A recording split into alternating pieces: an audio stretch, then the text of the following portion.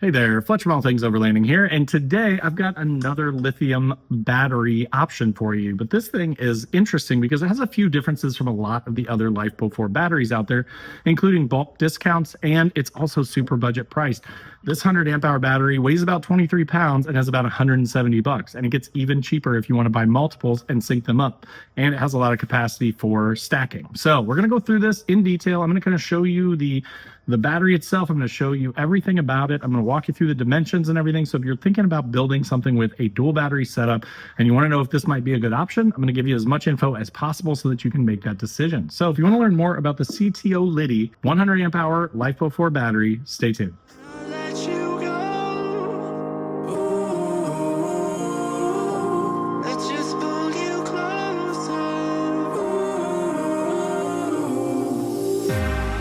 Understand where it came from, but you got it, my got it. It began in the land of the sandstorm. I fought it, though I wanted everything to do with what you gave to me. Loosening my grip. All right, guys. So as I mentioned in the intro, today I'm talking about this CTOLITY LiFePO4 100 amp hour battery. That works out to about 1280 watt hours. This thing does have a ton of really nice features, but it also clocks in at about $170. So it's a really good budget option for batteries. They also give you a 5+1 warranty, or basically a 6-year warranty, and a 30-day money-back guarantee with lifetime support. So if you ever have any problems or anything, you can reach out.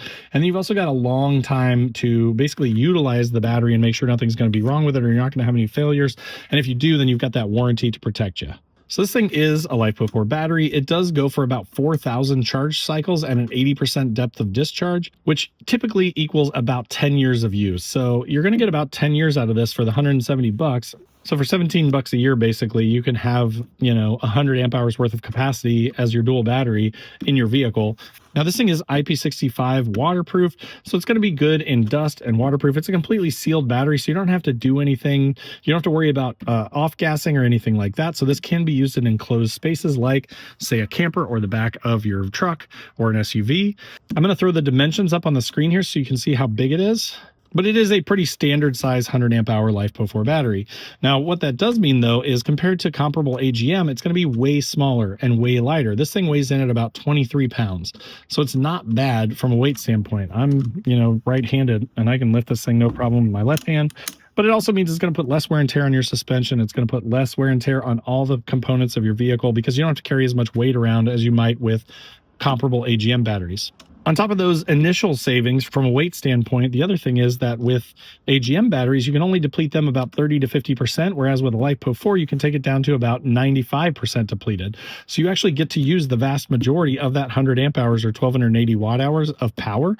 Whereas with the AGM, again, if you get it down below 50%, then you risk damaging the cells of the battery.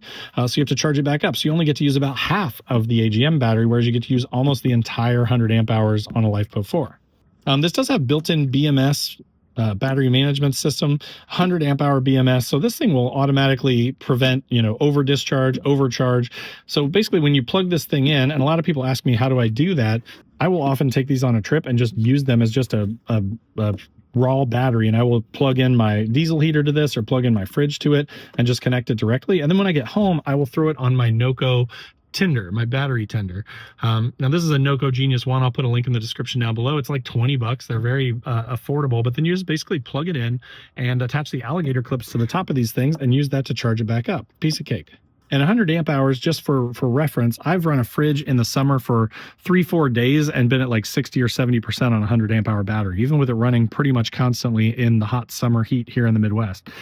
In the winter, running a diesel heater, I've run a diesel heater overnight and gone maybe 5 to 7% down on it running a diesel heater. So they're pretty efficient as well. So on a 100 amp hour battery, you can run stuff for quite a long time. You may not want to have just 100 amp hours if you're going to go for, a month at a time. But if you're going for like a 5-day or a week-long trip, this should be sufficient to get you through that trip. Now, if you add solar onto it or say a DC to DC charger, then that is going to obviously extend that life and you could go basically forever. Now, I keep a solar panel on top of my truck up there, and then that is what charges my batteries, so I can charge e-bikes from my inverter, I can charge my drone batteries from my cameras and stuff, and I can keep all my flashlights and lanterns all topped off all the time. Now this thing does also have low temperature cutoff. It does need to be above 32 degrees in order to charge, so what I would recommend is getting some sort of like a battery warmer, and I'll put a link to one of those in the description below.